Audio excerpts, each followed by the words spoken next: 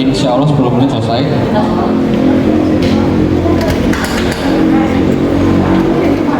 Baik. Sebelum ke aplikasi, kita coba samakan persepsi dan supaya tidak bingung desil itu apa. Nah, kita ambil contoh desil itu sebagai nilai ujian. Bapak Ibu, tadi panjenengan sudah paham desil itu per 10%. Berarti jumlah desil 1 sampai desil 10 di sebuah wilayah di Kecamatan Wedung, di Kabupaten di Kecamatan Bonang itu dibagi per 10%. Jadi dari jumlah total penduduk dibagi per 10%-nya. Kita analogikan ada sebuah kelas. Kelas ini terdiri dari 10 siswa A sampai J. Nilai ujiannya mulai dari yang A sampai J 80 sampai paling bawah 65. Nah, katakanlah KKM-nya nilai minimumnya itu 75. Berarti yang tidak lolos kriteria, tidak lolos KKM ada 6 siswa. Kemudian oleh sekolah. Nah, sekolah berarti ini kita pemerintah. Oleh pemerintah, oleh sekolah dikasih les tambahan jor-joran setiap hari setelah pulang sekolah karena mungkin mempersiapkan untuk naik ke SMA contoh. Nah, dari nilai 1 sampai 10 ini, maka yang paling tinggi 80 dia desil 10. Yang nilainya paling rendah dia desil 1. Setelah dikasih les tambahan, ujian kedua. Nilainya pada meningkat drastis. Yang nilainya 80 jadi 98. Yang nilainya paling rendah 65 jadi 88. Berarti apakah masih ada yang di bawah KKM? Tidak ada ya, semua sudah lulus semua karena sudah dikasih les. Pertanyaannya, karena desil itu per 10%, apakah masih ada yang desil 1? Karena tambahan tadi. Apakah masih ada yang desil 1? Ada. Kenapa ada, Pak?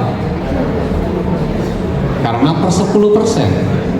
Berarti mau bagaimanapun pemerintah kita, baik pusat, provinsi, dan kabupaten, ngasih bantuan katakanlah per jiwa 10 juta per bulan, apakah tetap ada desil 1? Tetap ada gitu. Katakanlah di Brunei Darussalam atau di Dubai, apakah di Dubai ada desil 1? Ada. Karena 10%. Karena tetap dibagi per 10%. Jadi mau bagaimanapun peringkat 10 yang paling peringkat kecret tetap ada. Tapi bedanya peringkat 10 yang dulu dia masih, atau maaf, desil 1 yang dulu dia masih di bawah garis kemiskinan. Nah, setelah dikasih bantuan jor-joran, yang desil 1 tetap desil 1, tapi sudah di atas garis kemiskinan. Maka dari itu desil 1 selamanya tidak akan pernah hilang. Tadi disampaikan di paparan,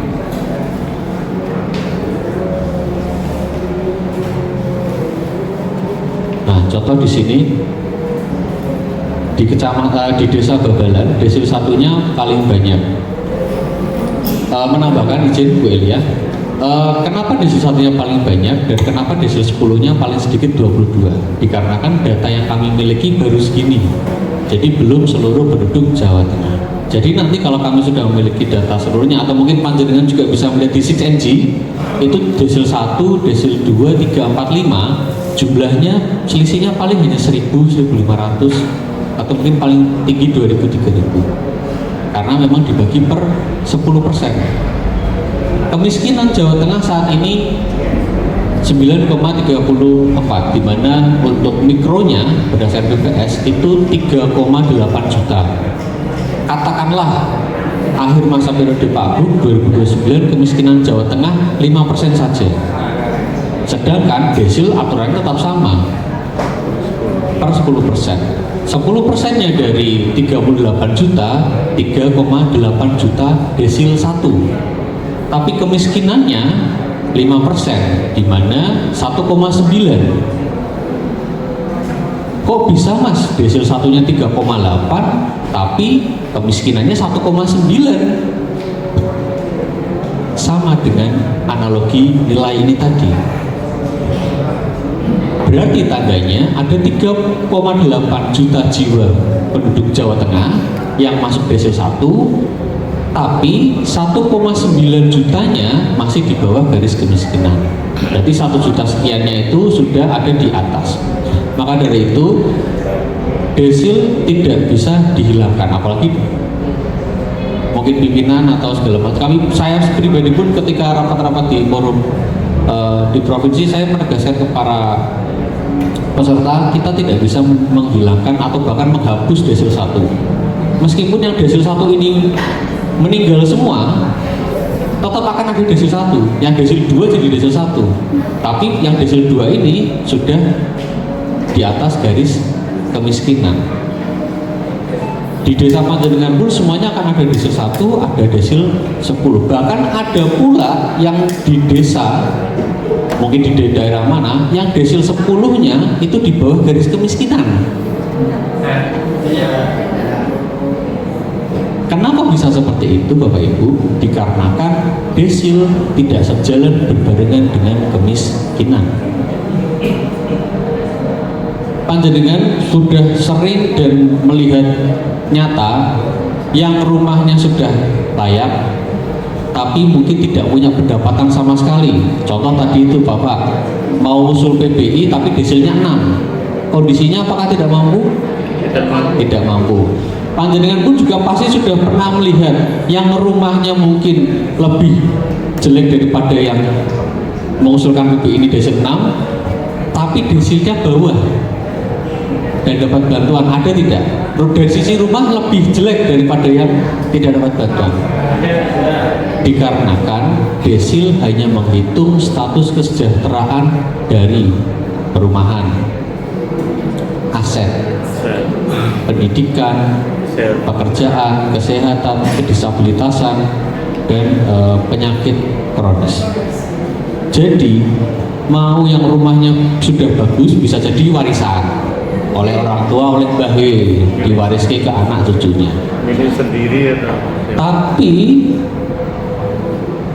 tidak punya penghasilan sama sekali, makan aja susah. Desilnya tetap 7, bahkan mungkin bisa 10.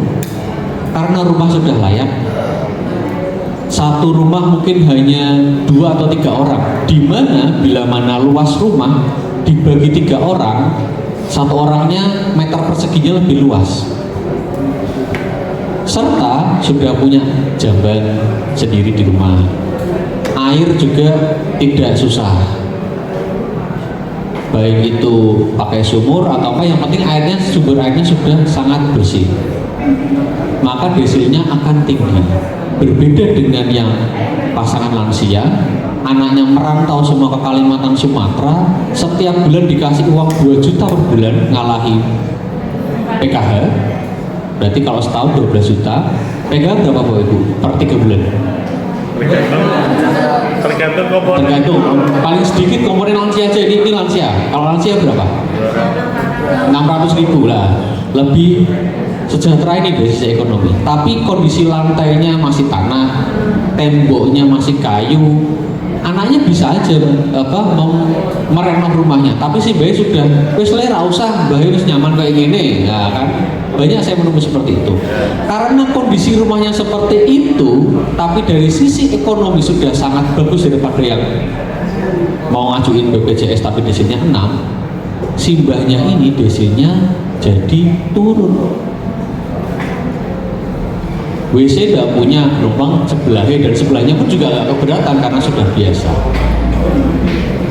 Mau dibangunin WC dikasih bantu pemerintah juga mungkin dia repot, sudah terbiasa sama tetangga. Jadi memang kendalanya di situ. Lalu bagaimana langkah kami?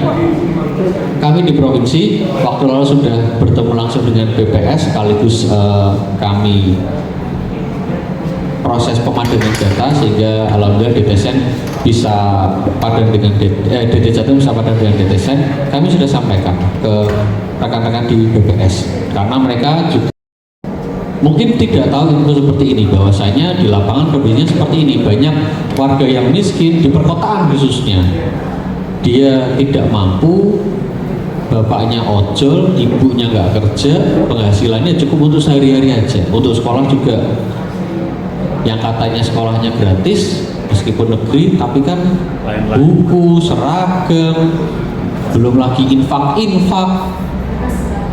itu yang perlu bayar dan desilnya tinggi. Jadi kami sampaikan dan ini di BPS pun mereka juga sudah mendengarkan masukan kami untuk bisa nanti ke depan memasukkan indikator atau variabel pendapatan dan pengeluaran supaya kelihatan. Tadi yang mau ngajuin BPJS desil 6 nggak bisa masuk karena mungkin pendapatannya minim dan pengeluarannya pun juga minim. Harapannya dengan penambahan variabel tersebut nanti ke depannya bisa sesuai desilnya.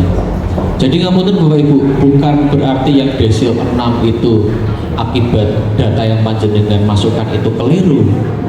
Bahkan itu sudah sangat-sangat sesuai dengan kondisi, tapi memang hasil penghitungannya menunjukkan dia sudah sejahtera dari sisi pelayanan dasarnya. Pelayanan dasarnya sudah sejahtera. Tapi dari ekonomi BPS nggak tahu.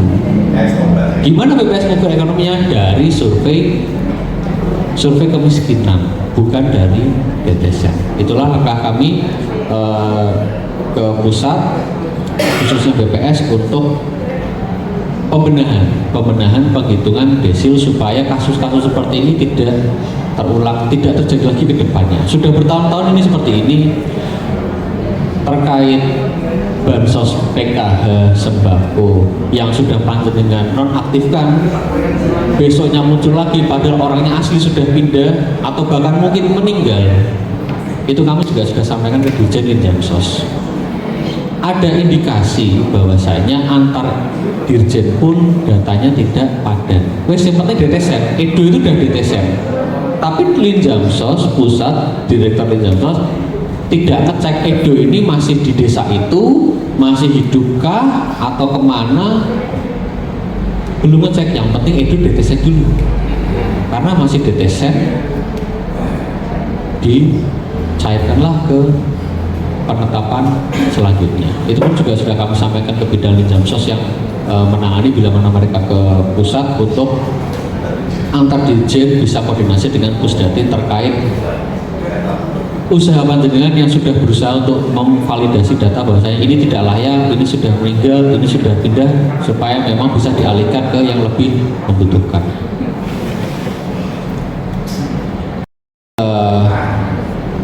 DTSEN, kemudian sedikit untuk aplikasi.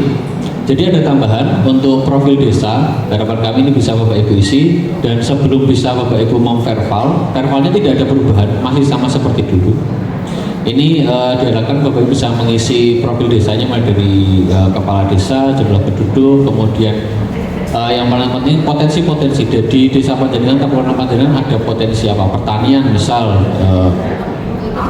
sayur yang setiap harinya dikirim kemana berapa ton atau tiap bulannya berapa ton, peternakan, perikanan, dan lain-lainnya. Setelah ini sudah Bapak Ibu isi, maka tombol verbal yang ada di sini akan muncul.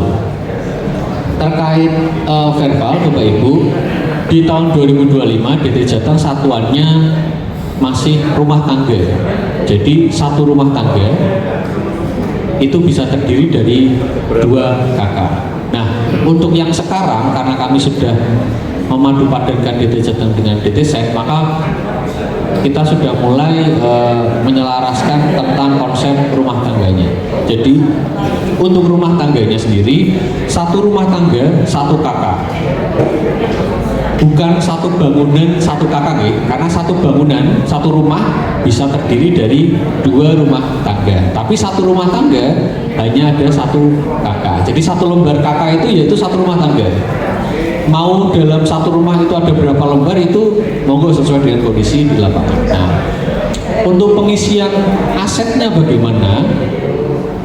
Sama dengan yang sebelumnya, tapi satuannya, batasannya hanya di KK saja. Kalau dulu kan, semisal saya dengan Mbak Eka kakak adik dan sudah menikah masing-masing, maka beda kakak. Bila mana saya punya motor, maka ketika panjenengan bila mana Mbak Eka punya motor, saya juga punya motor, karena kami dalam satu rumah tangga yang sama. Kenapa? Karena untuk urusan makan, ketika saya masak, ya Mbak Eka juga makan. Ketika Mbak Eka masak, saya juga makan. Nah, tapi untuk yang kakak ini khusus terbatas di kakak saja. Ketika panjenengan memverbal saya, kalau sebelumnya kan saya punya motor, karena Mbak Eka punya, kami satu rumah tangga. Tapi karena sudah dibatasi satu kakak, saya jadi nggak punya motor. Motornya khusus punya Mbak Eka saja dan suaminya. Ketika TV yang beli saya, maka saya punya TV, Mbak Eka tidak punya TV. Meskipun kita dalam satu bangunan yang sama. Itu untuk konsep aset. Kemudian di bagian individu di sini kami menambahkan keterangan pekerjaannya Bapak Ibu. Kalau sebelumnya itu kan hanya lapangan pekerjaan sama status kedudukannya. Nah, jadi kan ini pun juga jadi masukan ke pusat bahwasanya terkait lapangan usaha utama dan pekerjaan itu kadang berbeda. Contoh pengisian lapangan usaha pekerjaan utama yang betul itu seperti ini Bapak Ibu.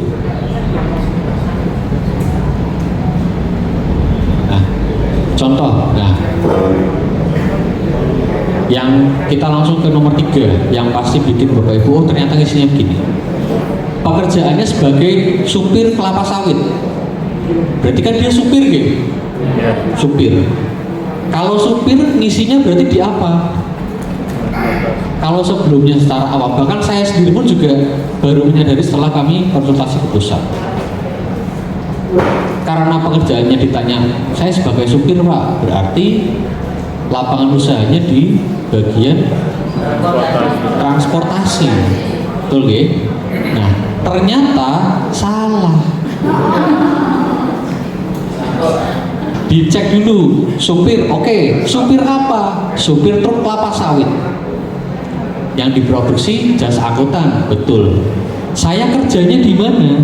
Di perkebunan kelapa sawit. Maka lapangan usaha saya, meskipun saya seorang supir, di perkebunan.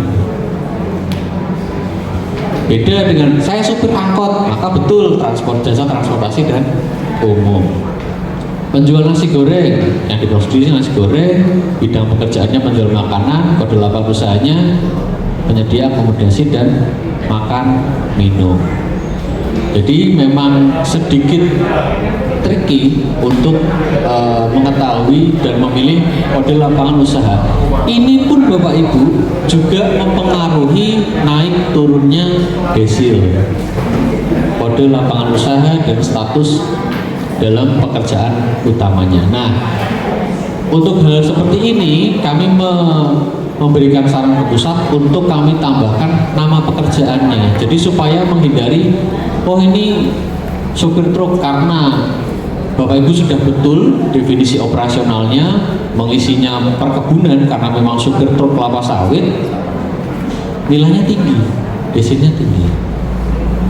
Maka bisa diberikan reasoning, oh nama pekerjaannya supir truk kelapa sawit, meskipun bidang lapangan usahanya sudah betul, supaya bisa mengetahui detail, oh ini lapangan usahanya di perkebunan tapi ternyata hanya seorang supir atau buruh dan sebagainya.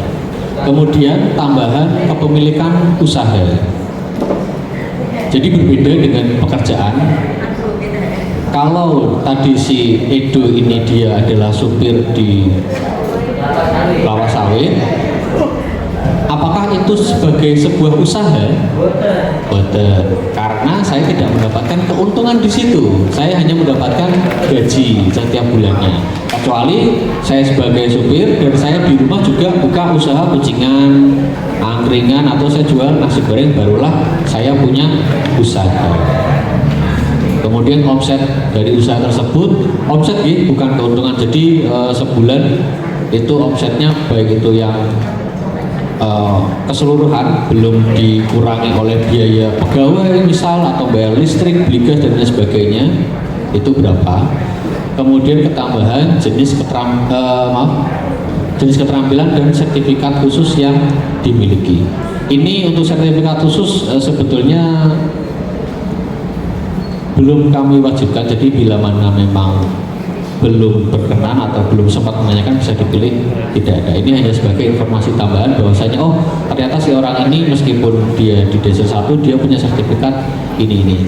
Terus untuk apa data ini mas sertifikat? Data ini bisa kami berikan ke Dinas Ketenagakerjaan Provinsi bila mana si orang ini akan disasar pelatihan, maka ada keterangan oh si orang ini sudah pernah punya sertifikat di bidang IT misal, maka sasaran kami di provinsi bisa lebih tepat.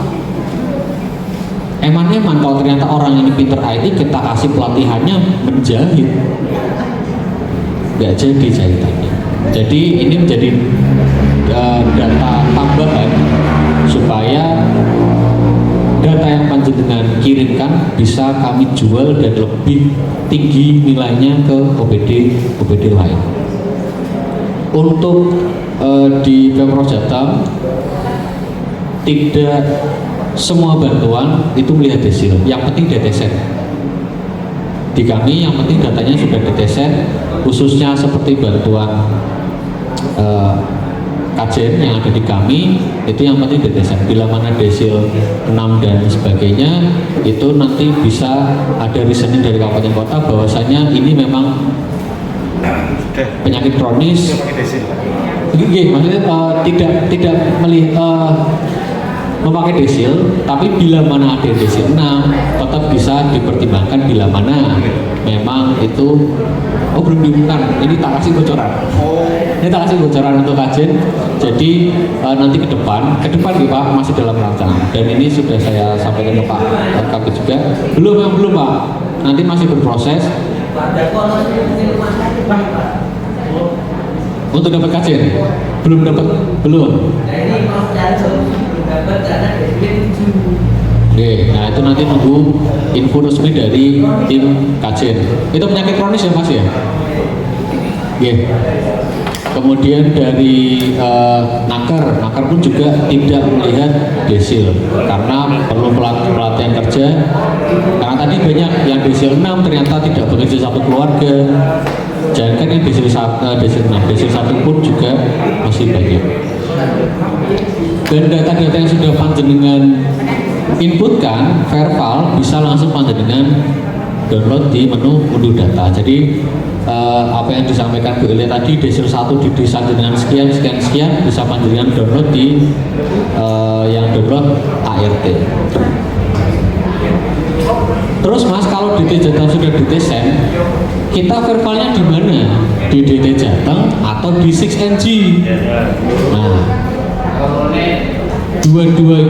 tidak perlu dua-duanya ya monggo, tapi mending satu aja. Kalau di 6NG boleh Mas? Boleh. Di DT Jateng bisa Mas? Bisa banget. Kalau di 6NG jenengan verbal ke situ, terus nanti sewaktu-waktu Mas Bobi atau Pak Camat tolong aku kei datanya sing desil 1, jenengan downloadnya susah. Kalau di DT Jateng jenengan verbal saat itu juga jenengan bisa langsung ambil sesuai dengan variabel yang sudah panjenengan isikan. Kalau jenengan isi atapnya genteng, ya munculnya juga tetap genteng, dan itu bisa langsung panjenengan download sewaktu-waktu.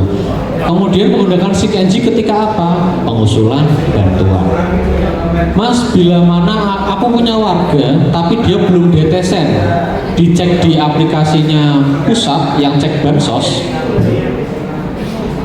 Di sini panjenengan bisa ngecek NIK di sini itu seluruh Indonesia. Kalau jenengan ngecek di akun 6NG-nya kan batasannya hanya desa saja. Kalau ngecek di Mas Bobi batasannya hanya Sedema. Bisa jadi NIK itu ada di kabupaten lain atau mungkin bahkan di provinsi lain. Kami pun juga sama, ketika ngecek NIK-nya X, kami cek di akun provinsi tidak ada, belum tentu dia tidak diTesen, tapi bisa jadi dia di provinsi lain. Maka kami ngeceknya di aplikasinya pusat yang bisa ngecek seluruh Indonesia. Maka akan muncul orang ini desil berapa tanpa alamatnya. Ya, yang penting tahu. Nah, bila mana cek di sini tidak ada tandanya NIK tersebut belum DTSN, panjenengan bisa masukkan usulin di 6NG atau di 6DJ DT Jateng. Saya barusan tanya ke tim pusat BPS, Mas, kalau ada yang belum DTSN terus teman-teman desa mau verbal, apakah itu nanti datanya akan muncul di 6NG? Iya, Mas, muncul. Itu sudah dijawab. Jadi panjenengan nambah data di 6DJ DT Jateng, setelah penetapan nanti datanya akan muncul. Jadi sebetulnya sama aja. Ada warga yang mau minta bantuan ke jenengan karena desilnya tidak sesuai, karena mungkin data lama, kemudian jenengan verbal di 6NG, tetap bisa ngusulinnya 6 bulan lagi. Karena kan prosesnya di verbal dulu, nanti desilnya berubah, setelah desilnya 1-5 baru bisa diusulkan bantuan. Jadi sama aja, mau verbal di 6NG maupun verbal di DT Jateng, prosesnya tetap sama. Kalau di verbal di DT Jateng juga sama, di verbal dulu, nanti muncul lagi di bulan Mei, April akhir atau Mei awal, baru desil yang baru muncul. Setelah itu di 6NG baru bisa jenengan usulkan dapat bantuan PKH atau sembako atau BPI. Sebetulnya sama saja. Jadi peruntukannya 6NG lebih khusus ke pengusulan bantuan bila mana desilnya sudah sesuai. Saya bilang sesuai ya, bukan layak, karena banyak yang tidak sesuai tapi lebih layak. Mungkin begitu Bapak Ibu terkait desil dari melihat progres yang sudah sangat-sangat bagus dari Demak dari tahun 2022 dan 2023 pun juga 2023 ini sangat baik sekali. Tambahan satu lagi izin Bapak Ibu terkait SPMB. Untuk SPMB akan dilaksanakan di bulan Juli. Kemudian data yang digunakan adalah data Dapodik. Jadi kami dapat data siswa SMP kelas 9 saat ini, baik itu yang di negeri, MTS, itu dikirim ke kami, kemudian kami kirim ke pusat untuk dicek desilnya. Nah, karena data desil nanti baru muncul di bulan April akhir atau Mei awal, panjenengan masih ada waktu sebelum kami kemungkinan kami akan diminta pusat untuk kirim data terkait pemadanan desil lagi itu di sekitar 20-an. Saya masih juga belum, dari pusat pun juga masih belum bisa memberikan tanggal pastinya, tapi kemungkinan di minggu ketiga atau minggu keempat. Jadi paling aman jenengan masih punya hari ini sampai tanggal 17-18 untuk memutakhirkan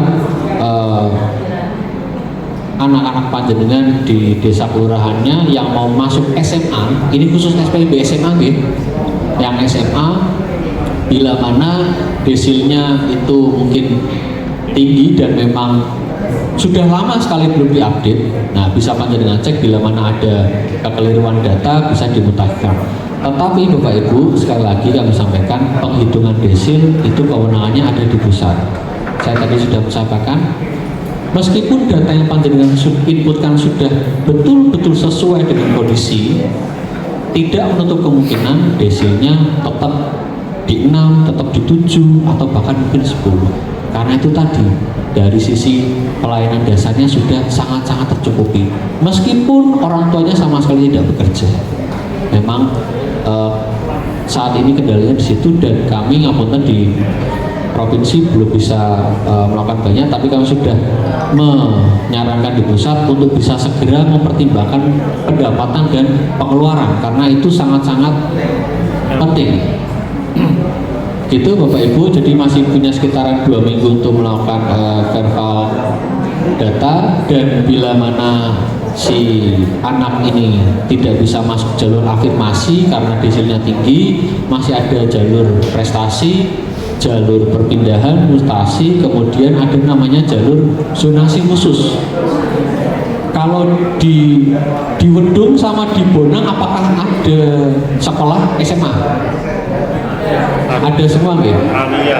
Nah berarti kalau ada SMA-nya semua minimal satu itu tidak bisa menggunakan jalur zonasi khusus. Jalur zonasi khusus bisa digunakan bila mana dalam satu kecamatan tidak ada sekolah, tidak ada SMA.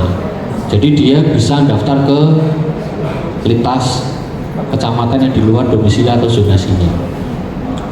Itu Bapak Ibu terkait SPP, DT Jateng dan Desil. Harapannya ini bisa menambah wawasan dan introspeksi kita bersama terkait kualitas verval data. Terima kasih sekali lagi, kami ucapkan terima kasih banyak dan mohon bantuannya karena kami pun di tingkat provinsi tidak bisa mendapatkan data yang valid tanpa panjenengan semua.